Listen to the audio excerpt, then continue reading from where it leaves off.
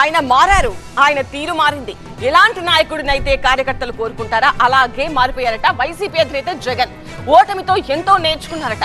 తనపై వస్తున్న విమర్శలకు చెక్ పెట్టేలా కీలక నిర్ణయాలు తీసుకుంటున్నారట. నేను విన్నాను, నేను ఉన్నాను అంటూ క్యాడర్ కు భరోసా ఇస్తున్నారట.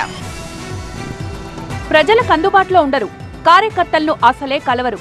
ఇది వైసీపీ అధినేత జగన్ పై ఉన్న ప్రచారం. వైసీపీ అధికారంలో ఉన్న 5 ఏళ్లు కార్యకర్తలకు పెద్దగా సమయం కేటాయించలేదనే విమర్శలు కూడా ఉన్నాయి. అయితే అదంతా గతం. ఇప్పుడు పూర్తి స్థాయిలో కార్యకర్తలకు అందుబాటులోకి వచ్చారంటూ తాడేపల్లి వర్గాలు చర్చించుకుంటున్నాయి. నేతలు కార్యకర్తలతో పార్టీ కేంద్ర కార్యాలయాల్లో ప్రత్యేకంగా భేటీ కావడంతో పాటు ప్రాంతాల వారీగా ఉన్న సమస్యలు, పార్టీ బలోపేతం కోసం తీసుకోవాల్సిన నిర్ణయాలపై ఫోకస్ పెట్టారు. నియోజకవర్గ సమన్వయకర్తలు, జిల్లా అధ్యక్షులు, పార్లమెంటరీ పార్టీ నేతలతో ఎప్పటికప్పుడు పార్టీ పరిస్థితులను అడిగి తెలుసుకుంటున్నారు. పార్టీ నేతల అభిప్రాయాలను పరిగణలోకి తీసుకోవడంతో పాటు వారి సమస్యలను జగన్ నేరుగా అడిగి తెలుసుకుంటున్నారు. ప్రాంతాల వారీగా ఉన్న వాస్తవ పరిస్థితులు, సమస్యలు తెలుసుకుని పార్టీ పరంగా తీసుకోవాల్సిన నిర్ణయాలపై ఫోకస్ పెట్టారు. భవిష్యత్తులో ఏ రకంగా ముందుకు వెళ్లాలి అనే దానిపై వ్యూహాలు రచిస్తున్నారు.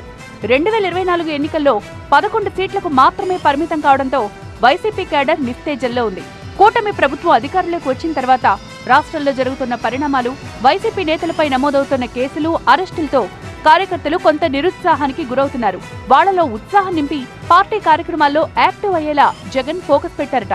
బెంగళూరు నుంచి తాడేపల్లి నివాసానికి వచ్చిన ప్రతిసారి తనను కలవాలనుకుంటున్న కార్యకర్తలకు సమయం కేటాయిస్తున్నారు. కేవలం నాయకులకు మాత్రమే జగన్మోహన్ రెడ్డిని కలిసే అవకాశం ఉంటుందన్న ప్రచారానికి చెక్ పెడుతూ సామాన్య కార్యకర్తలు కూడా కలుస్తున్నారు.